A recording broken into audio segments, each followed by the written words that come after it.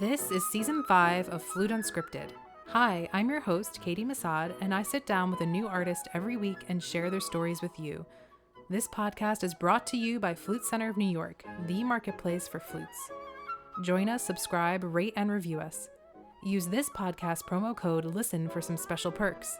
Get $50 off any flute or accessory purchase of $4.99 or more, and 10% off any sheet music order, including free shipping on all orders over $50. Once again, that's code LISTEN.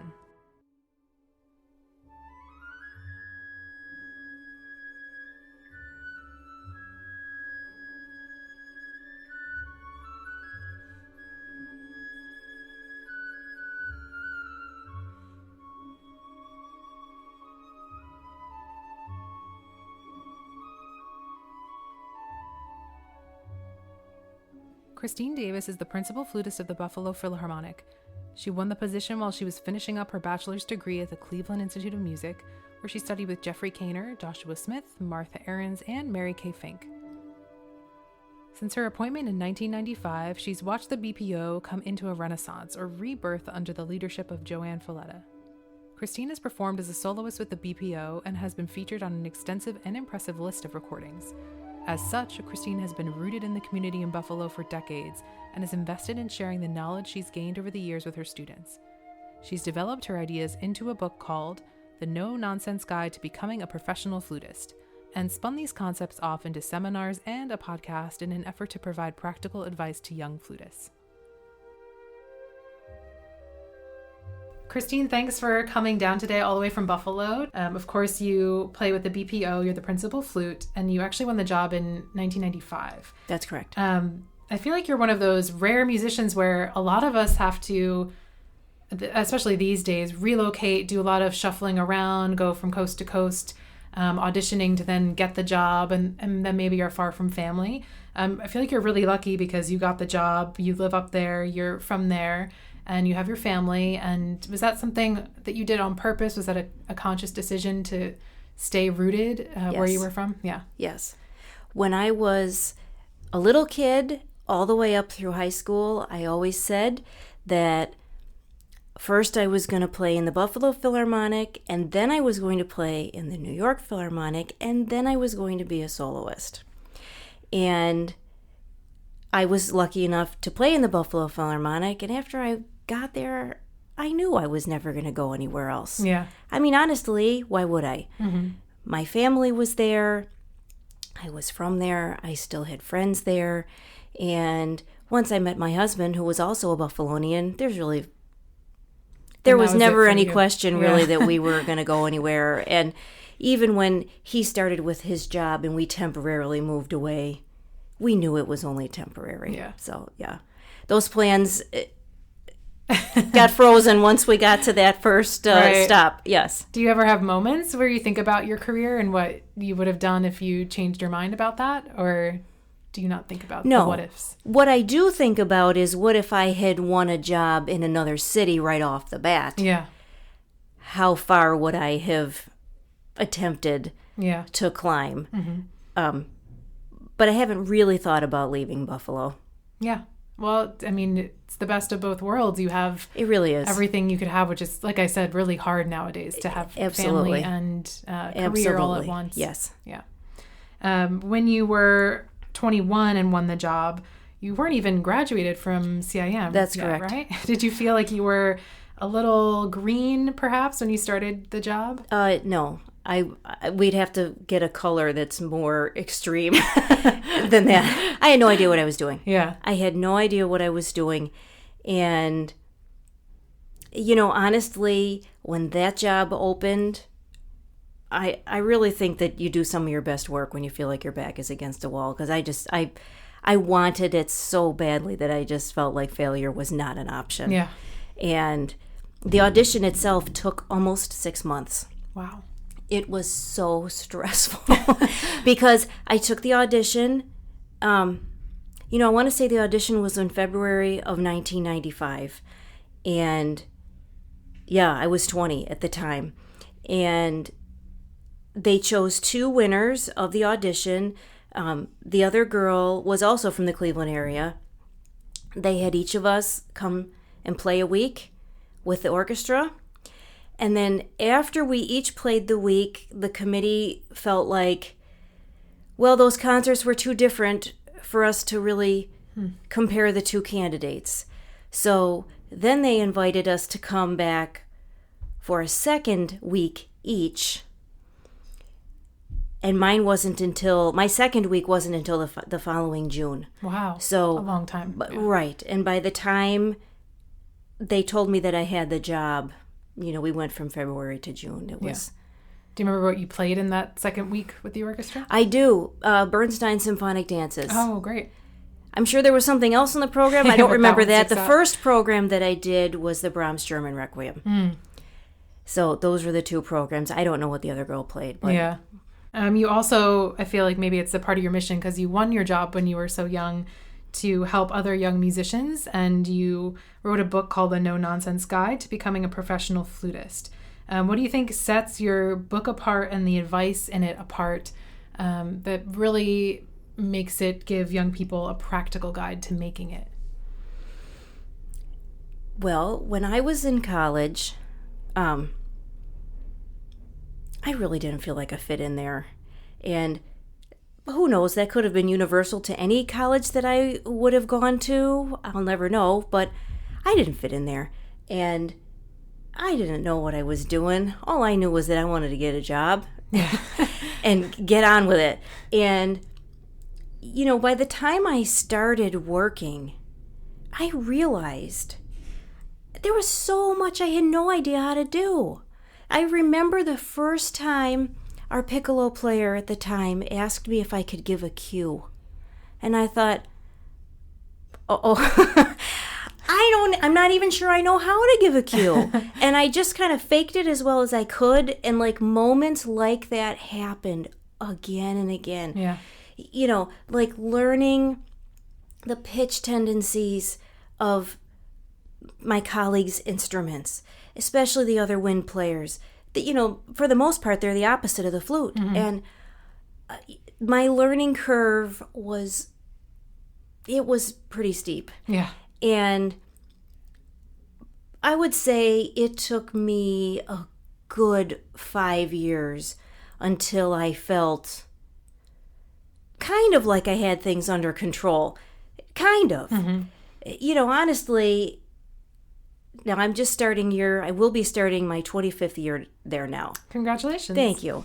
So it took me a long time to get to the point where I felt like, okay, not that my job is easy, but, I feel like at least I know what I need to do. Mm-hmm. And I know that I have the resources to figure out how to do it. And, I personally feel like I could have benefited from teachers talking to me about the more practical matters that are involved. I mean, honestly, probably in any profession. Yeah. But especially ours. And, when we work with people whose identities are so intertwined with their sense of self and their sense of self-worth, it's not so simple as to turn to someone and say, hey, I think you might be out of tune. Yeah. Holy mackerel. Even the most secure person is going to say, what? Yeah. As they should. It's amazing because people always say don't take things like that personally. Right, but it's personal. It's so hard not to. So, I talk to my students about, hey, what do you do if you think someone else is out of tune? And they always say, I don't know. Well, and then we role play it. Yeah. And I teach them, put it on yourself. I felt like I wasn't quite with you in this particular spot. Do you think we could play it? Yeah. Now I tell them too, our second flutist that we have in Buffalo now is a good friend of mine. And she can turn to me and say, hey, I think you played a wrong note there. and I won't get bent out of shape because I know that she's, in the first place, I know she's probably right. And the second place, I know she's just trying to help. Yeah. But there are other people that could turn to me and say, hey, I think you played a wrong note. And it would make me feel terrible. Yeah. So we talk about those things. We talk about the practical aspects of taking auditions. There are a lot of people in our field, a lot of musicians, I should say, that have anxiety. I'm one of them. And that factors into how you go through the audition process. Sure. So we talk about that. How do you handle your anxiety? How do you balance things?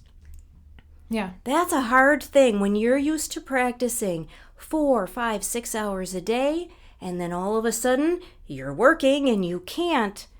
Holy mackerel, that's hard. Like, how do you balance all those things? So over the years, I've really tried to include that in what I work with students on, because I don't want them to get out into a job and have someone say, have someone else think, that person's a terrible colleague, or they don't know how to interact with me and I just can't hire them again. I don't want that for them. And a lot of times I feel like if you don't teach someone that, it's not always instinctual. Do you find there's any consistencies to things that maybe some students are lacking when they are graduating with an undergrad degree? Do you think that there's something that's missing from the bachelor's education? Well, taxes. How to do your taxes as a freelance musician? Yeah, and you know what? Actually, several years ago, I applied for a teaching job at a SUNY school that I did not get because I don't have a master's degree. I'm sure there were other reasons too, but that was they tossed my application out. But as I was going through that application process, I had the idea of whom the people that I would think would be helpful to bring in to talk to students would be. And they were a lot different than I think the people that other colleges would choose.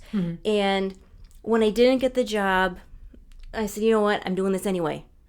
And I hired a friend of one of my students, and we actually filmed 4 webinars about all these things. And actually all 4 people talked about taxes. Oh, funny. How they pay them. Yeah. But we ended up, they have been changed to podcasts because unfortunately our producer suffered a catastrophic hard drive crash. It was really devastating. It was not his fault. It was totally devastating. But so we changed them. We were able to salvage the audio. So they're on my website now. Oh, great. But that's one of the things that we talked about. How do you pay taxes?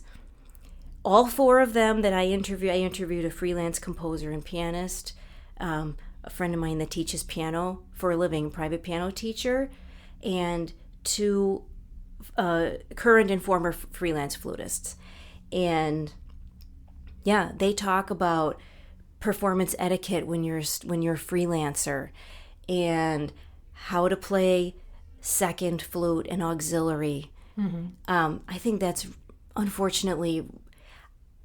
hugely lacking in college. Yeah. And honestly, I feel like that problem starts way before college. Yeah. That starts in youth orchestras where you learn first is best. And if you can't get a first job, it's because you weren't good enough. If you're playing second, it's because you weren't good enough to play first. Yeah. And I think that sentiment is very damaging to people's egos and people's sense of self. And I think there are a lot of people out there playing second that feel undervalued and underappreciated. And it makes a stressful environment for everyone. So we talk about that on the podcasts, and that's also something that I work with in my studio, is how to play second. It's not the same. No, it's not. It's a totally different job, and in a lot of ways it's more difficult, I feel like, than playing first, because there's a lot of mind reading that can be involved. Sure. So, yeah, I do think that there are things missing. And I think, when you get to our stage of a career, sometimes it can be really scary to say, this is something that I really think is hard, so I'm going to figure it out, and then I'm going to try to help you figure it out too. Yeah. That's hard for a lot of people to do. Of course. And you were speaking about not continuing on to get a master's. Do you have an opinion about advanced degrees nowadays, masters and doctorates, and the practicality of those versus the overwhelming student loans and balancing the benefits? I really don't. And the reason being, it actually never occurred to me to get a master's degree because I had a job. Right. I actually didn't want to finish my bachelor's degree, but my parents said to me, no, you have to finish it. And I'm glad I did. But it actually never occurred to me to go forward from there. Sure. And then when this job came up and I applied for it, I don't know. I felt like it was a little like, seriously? I have 25 years of experience. I have a really strong studio. I have a strong teaching background, and they eliminated my resume before it even, got off the table. So I guess from that standpoint, if you think you might want to teach, I think you need to have one. But to be honest with you, I can't imagine taking on that kind of debt. Yeah. We're not in a field where most people make a ton of money. Right. So if you're getting out of a master's degree and you have debt from that and you have debt from your undergrad, that's scary. Yes. Yeah. That's scary. So, I don't know. Except for that one experience, I don't feel that my professional life has suffered from only having a bachelor's degree, but it certainly counted against me in that particular setting. Sure.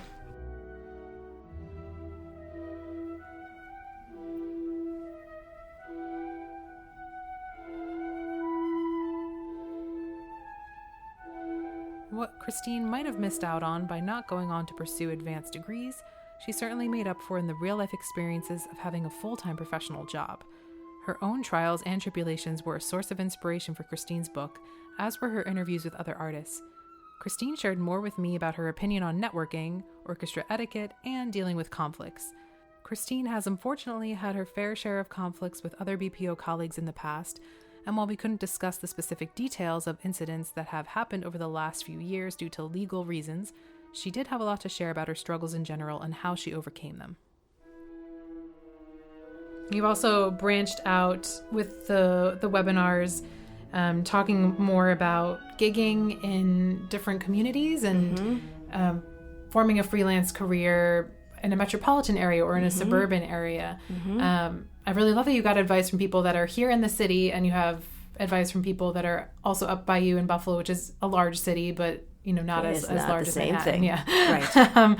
What is some challenges that go with being in a large city, some pros and cons for working? Well, I actually learned a lot about that from Karen Bogardus, who is I don't know if you know her. Yeah, she's a friend of the stores. Yeah, she's terrific. And that was actually one of the most fun things about that, is because I had not met Karen before interviewing her.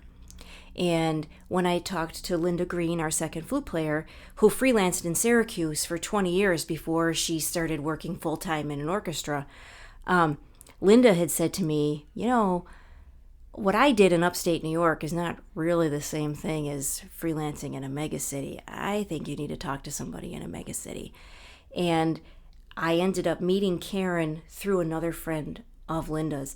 And, the stories that she told me, I thought were fascinating. And from what she told me, and, I've never tried to work in New York City, but she talked a lot about building good relationships with contractors and how she did that and how she networks. All four of them I asked about networking, and they all had a lot of similar things to say. There were definitely some different things too. Yeah. And Karen, actually, one of the things that stuck in my mind is that Karen said to me, my husband always says to me, Karen, if you went to more parties, you'd work more because you'd meet more people. Yeah, and actually, she was telling me about a great gig that she got through chatting with somebody, of course, at a party.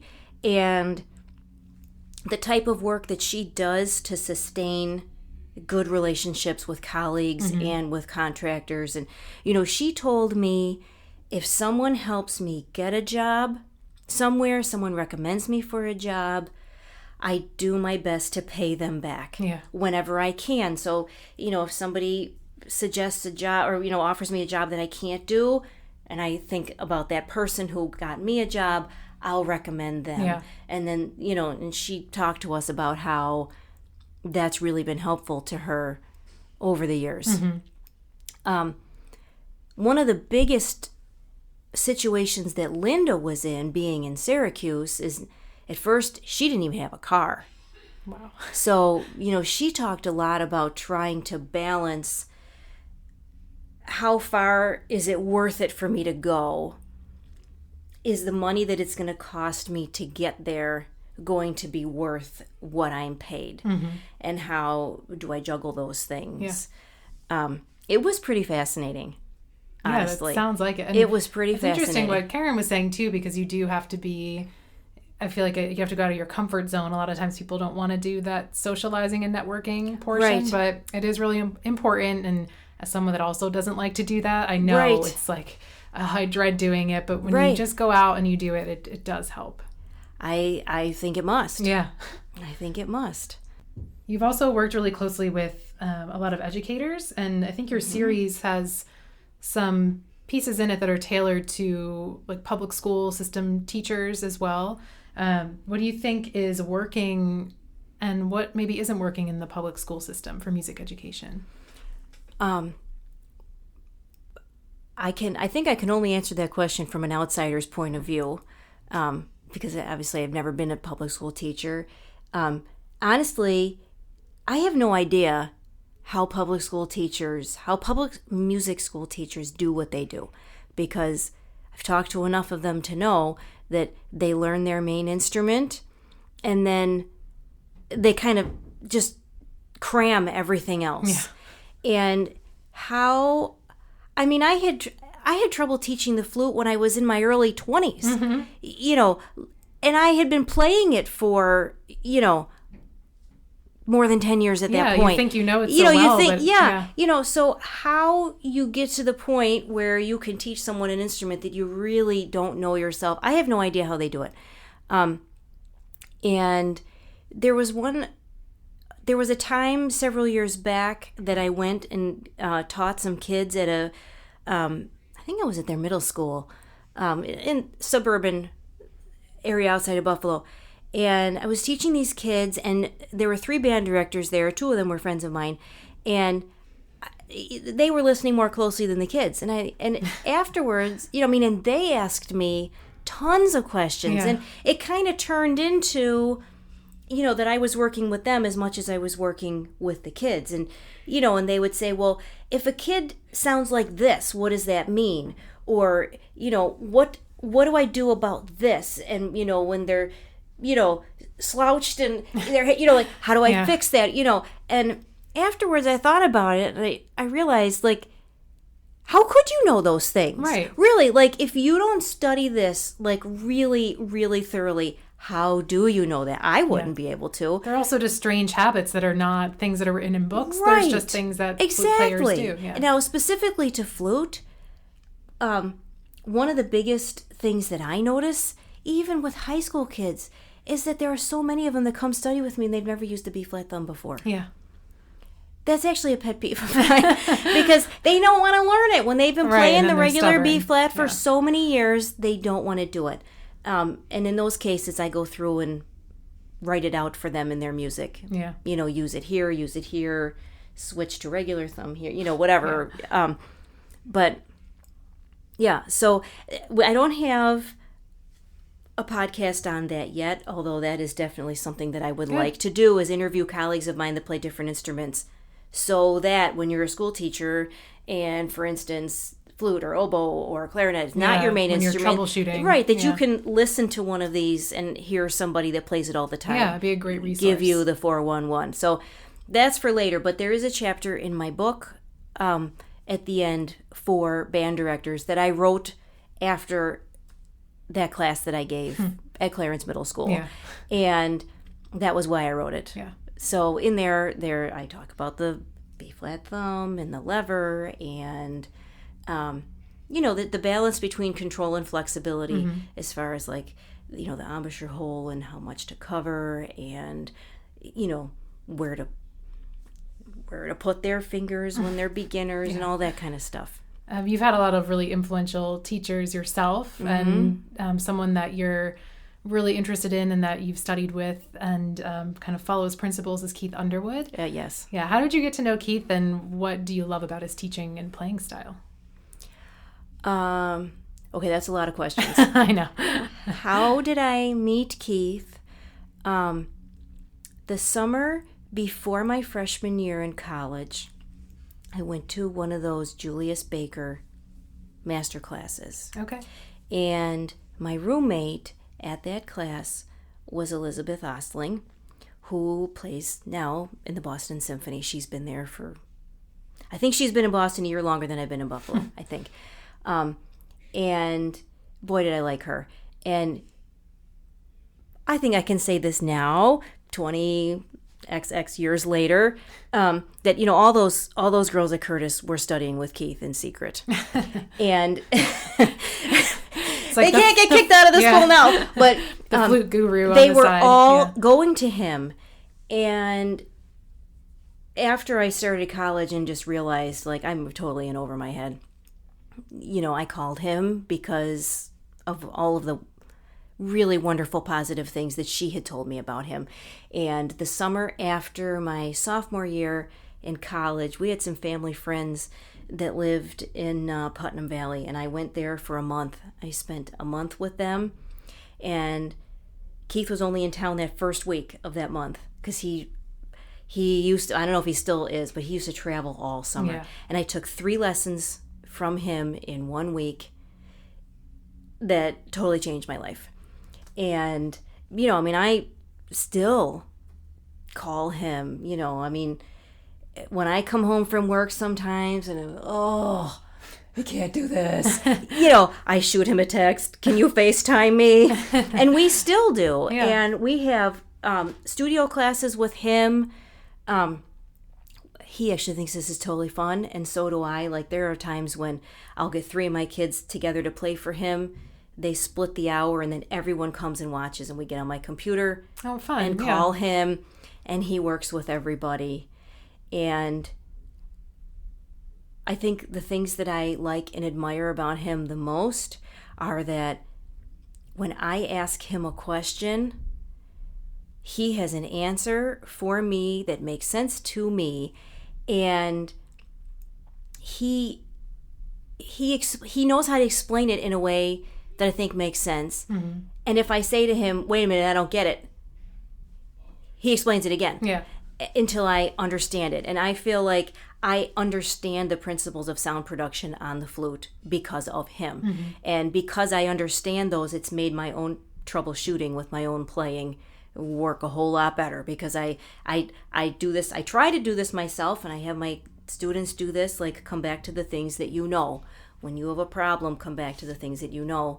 And all of those things that I know and understand really are from working with him. I find him incredibly inspirational, and he has never said anything mean, I think, to anybody that I know. No.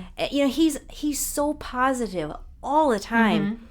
And also, now that you were saying that he has an answer for everything, I was thinking about it. I don't think I've ever heard him say, I don't know, to anything you've ever asked him, right? Like, he's never unsure. And he's not like BSing. He really does know. Yeah. Like, he really does know. Yeah. And, you know, not only that, I find him to be just an incredibly generous person. Yeah.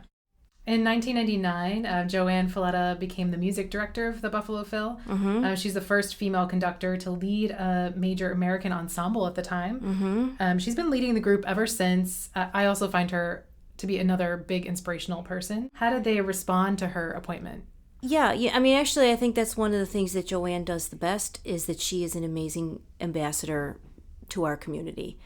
And she has she has endeared herself in the Buffalo community in a way that I've never seen a music director be able to do.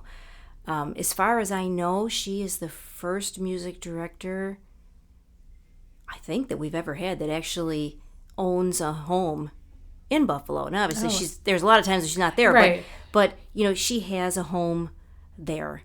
And the people that she's been able to surround our organization with have been incredibly stabilizing for us and very supportive of the goals that she has for us. You know, I mean, I I don't think I had ever. No, we didn't do any CDs. We didn't record anything in the first several years I was there. But in the almost 20 years that she's been here, I think we've done almost 50 CD recordings. Yes. It's been a lot. Yeah. And it's because she has those goals, and the community is really responsive and, very supportive of those. How do you think she's shaped the group since she started? Well, that's one of the big ways, that she's just been a real stabilizing force for the group. And, when I first got hired with the BPO, I only played a couple of concerts before we got laid off. And I don't think that any of us really has those worries anymore. I mean, there were several seasons where, the personnel manager would call us the night before our opening rehearsal in the fall. Don't come in. We don't have a contract. Yeah. We don't have things settled. We don't stressful. have the money. Oh my God. Yeah. Because you finally win a job that's kind of your dream, right. And then it's exactly. Yeah. So we don't really.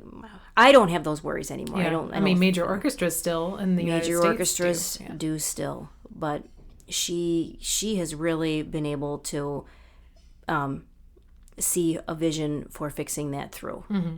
What about artistically? I think artistically one of her strongest things is her programming. We play a lot of really interesting programs that she's able to, mix classics, with something more unknown. Mm-hmm. And actually that's a lot of the stuff that we've recorded because, let's face it, if you're going to buy a recording of a Beethoven symphony and you can buy Chicago Symphony or you can buy Buffalo, you're going to buy Chicago. So, a lot of the things that we've recorded are things that are lesser known, and it's beneficial for us because we're the ones that get those pieces out there. And I think it's also, beneficial for people who are interested in learning about these more obscure pieces. Yeah.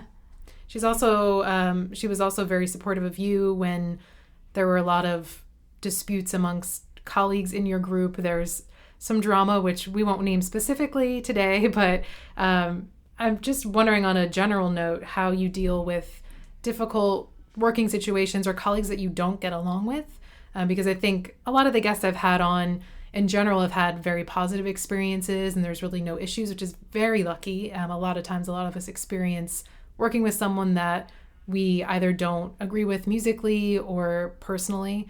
How do you make it work?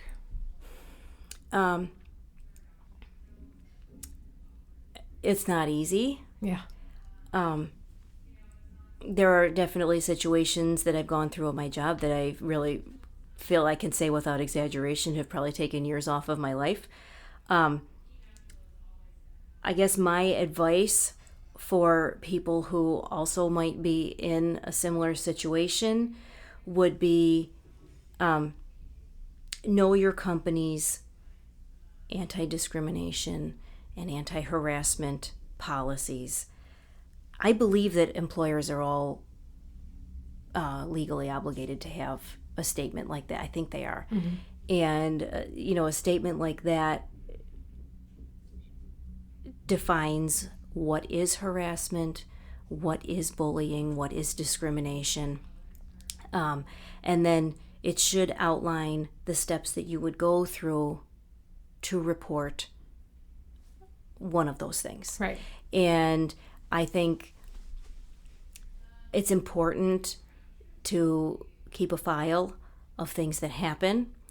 And even if you don't have a conversation with a person, if you feel that something has happened that qualifies as harassment or bullying or discrimination, that you go home and you write it down on such and such a day, such and such a time. Mm-hmm. This is what happened. And if there was anyone around that witnessed the event, you make a note of that. If you have interactions with this person over email or phone messages or text messages or voice messages, you need to save them and archive them and just keep them handy. Right. And, if you are reporting instances of harassment, bullying, etc., and you don't feel that your employer is reacting and assisting you in the way that is outlined in the company's agreement, then you have to talk to a lawyer. Yeah. For people who are freelancers, I think this is a lot more difficult because you don't have a contract. Right. And if you're being harassed by someone in a group that you don't have a full-time job with, that's really hard. And I think the best advice that I could give to people who are in that situation would be, assuming that the person that is hurting you is not your section principal, Yeah. I would say talk to the section principal and ask that person to advocate on your behalf. Mm-hmm. It's not an easy situation to deal with. How do you stay focused during performances and rehearsals? Oh my God. There have been times that have really been a struggle. I do find that 5 milligrams of Inderol really helps me with concentration. Even if I'm not feeling like heart racing, freaking out, that definitely helps. Mm-hmm. I have a colleague that told me, you can only play your own part. And that is obviously true. I mean, really, the only thing we can do is play our own part. Right. Now, if you're sitting near someone who is playing in such a way that makes your part sound bad, that's really, really stressful. Yeah. But, at the end of the day, you can't control anyone else besides yourself. So, to try to remind myself of that, sometimes it's been a, every 5-minute reminder that I feel like I need to give myself. Yeah. Sure. Yeah, I get that. Sounds like you've been through a lot, so thanks for sharing those tips. Well, thanks for coming, Christine. It was really great to finally meet you in person and talk with you. Likewise. Thank you so much. Yeah.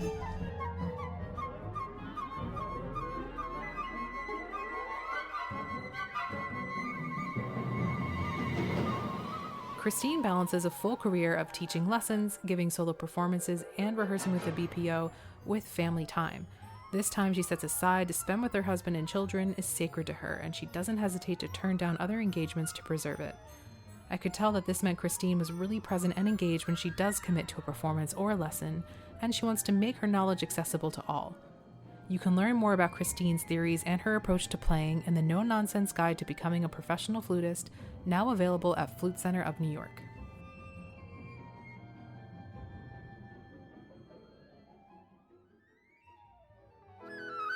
Thank you to Christine Davis for the interview. This episode features her recordings with the BPO on Ravel's Daphnis and Chloe, Brahms Symphony No. 4, and Christine's feature as soloist on Jared Tate's concerto, Tracing Mississippi. This has been an episode of Flute Unscripted. This podcast is sponsored by the Flute Center of New York. Visit our website at flutesforsale.com for the largest selection of new and pre-owned instruments. Remember to use this podcast promo code LISTEN for discounts on flutes and sheet music.